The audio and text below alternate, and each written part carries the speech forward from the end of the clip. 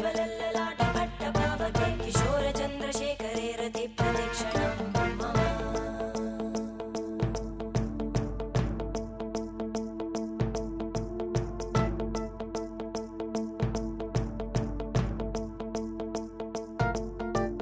धराधरेन्द्रनन्दिनी विलासबन्धुबन्धुरा स्फुरद्दिगन्तसन्तति प्रमोदमानमानसे कृपाकटाक्षधोरणी निरुद्धदुर्धरापदि क्वचिद्दिगम्बरे मनोविनोदमेतु वस्तुनि